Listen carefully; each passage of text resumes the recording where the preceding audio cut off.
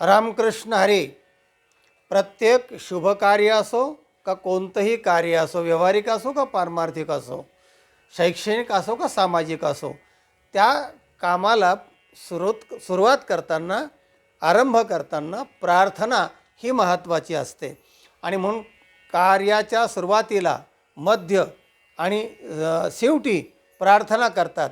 आता शेवटी जी प्रार्थना असते तीसुद्धा जसं पसायदान आपण शेवटी म्हणतो, आणि सुरुवात जी असते ती पण प्रार्थना असते. मग प्रार्थना म्हणजे मंगल आद्यानी मंगल मध्यानी मंगल अंतानी कारयेत, असं शास्त्रकार सांगतात की ते एक मंगल असतं की ती आपली प्रार्थना, आपलं कार्य पूर्ण व्हावं म्हणून देवतेची प्रार्थना आपण करतो. अशा ज्या प्रार्थना आहेत त्या आपण आपल्या देवतेच्या रोजच्या रोज केल्या पाहिजे. तर आजची प्रार्थना आहे सरस्वतीची प्रार्थना. ऐका, हे संस्कृतमध्ये आहे आणि पारंपरिक ही प्रार्थना आहे.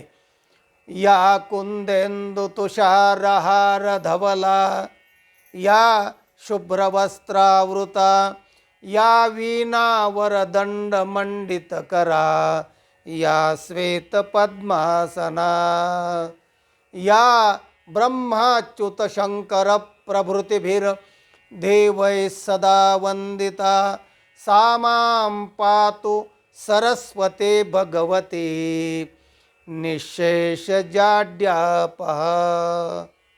ही झाली संस्कृत प्रार्थना. सरस्वती मातेची, ज्ञानाची देवता आहे, तिचं वर्णन या प्रार्थनेमध्ये आहे. आता मराठीत केलेली प्रार्थना. ज्ञानाची देवता नमितो शारदा, अज्ञान मनमदा वारिले जिने, जिच्या कृपेमुळे ज्ञानाचे भांडार उघडिले कोठार आनंदाचे, जिचा महिमा आहे अपरंपार, नमितो वारंवार शारदेशी. ही मराठीतली प्रार्थना. ही मी रचलेली आहे. बघा आवडली तर.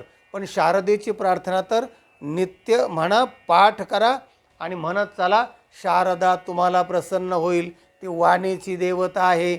वाणीची तपश्चर्या करण्याची गरज नाही शारदा प्रसन्न झाल्या म्हणजे. तेव्हा प्रार्थना करा. प्रार्थनेचं सामर्थ्य फार मोठं असतं. आपण अजून एक प्रार्थना करणार आहोत, त्यावेळी याचा विस्तार करूया. रामकृष्ण हरी.